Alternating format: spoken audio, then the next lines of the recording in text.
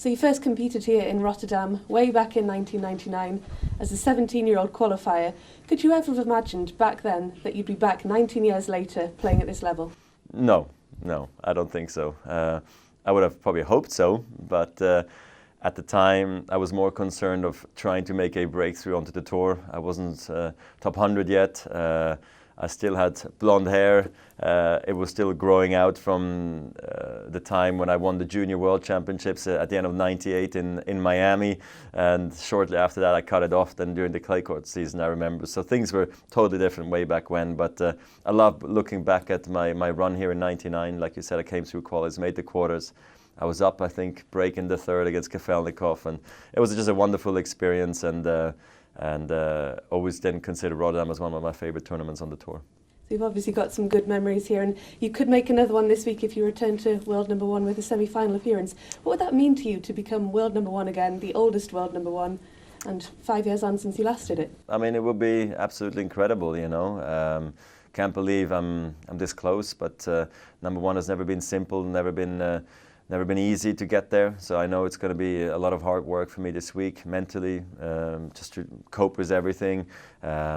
Just also not thinking too far ahead of maybe next week, the following week, what could it mean to me? Because I'm not there yet, and as long as you're not world number one, you're not. So it's that simple. But I think it would mean a lot to also my team, my family, my fans, you know, everybody who's been so supportive along the way.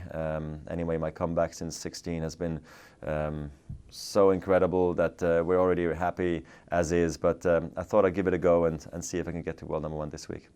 You touched on it briefly there, the mental aspect of your game. So you arrive here after winning a 20th Grand Slam in Australia. How do you bring yourself back down to earth and start over again?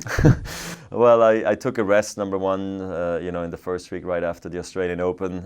We were home with friends and family, but especially family, just getting away from it all, because there was a lot of people in Australia. Now there's a lot of people back in Switzerland again visiting us. So, you know, if I'm here, it's because I really want to be here and really want to give it a chance and see what happens, you know. And my family, my wife, my friends, my coaching team, everybody needs to be on board with this decision, really. But at the end of the day, in my gut, I need to feel that's the right thing that I'm doing, and not just that it's okay to do or I'm supposed to be doing this. This is the wrong reason to come here.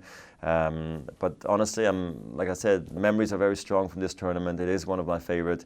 I love playing here. I won here, I think, in 2012 also when I came. So I know it suits me well, this tournament, and it's not far away from home. So that also made the decision much easier. And it's one of the biggest indoor events on the ATP World Tour calendar.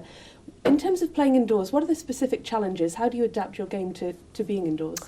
You got to be sharp. I think you got to be explosive. You got to be quick in your decision making.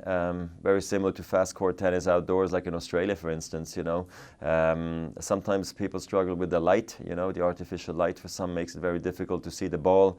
Whereas outdoors, maybe it's more clear. I'm not sure, but. Yeah, I mean, I think playing aggressive and playing forward and taking charge of the point is definitely what you should be doing indoors.